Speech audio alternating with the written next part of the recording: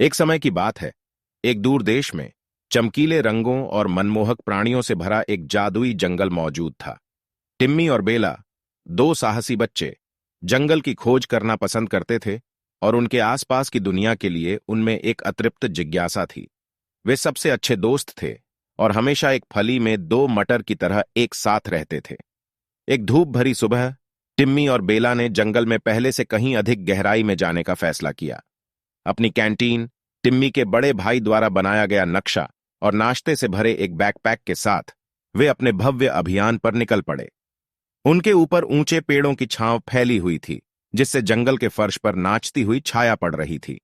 जैसे जैसे वे आगे बढ़ते गए, जंगल जीवंत होता नजर आया।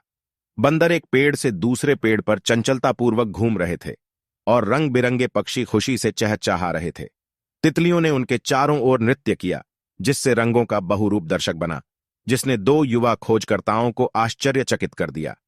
थोड़ी देर बाद उनकी नजर पत्तों के बीच छिपी एक प्राचीन पत्थर की संरचना पर पड़ी। यह काई से ढका हुआ था और एक भूला हुआ मंदिर प्रतीत होता था। टिम्मी और बेला प्राचीन खंडहरों के आसपास के रहस्य से रोमांचित थे।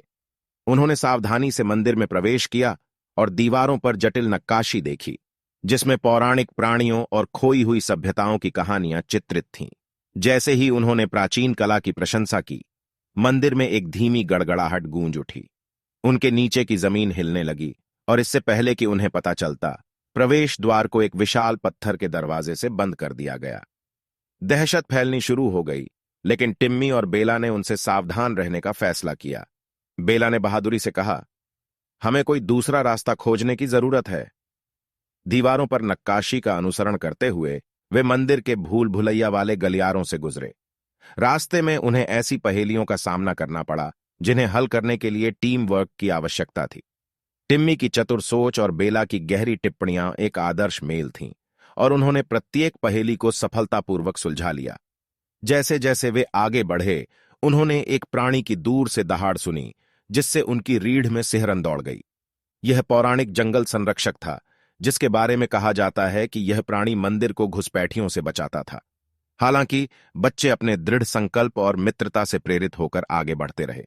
अंत में वे मंदिर के मध्य में पहुंचे, जहां एक प्राचीन चौकी पर एक शानदार रत्न रखा हुआ था।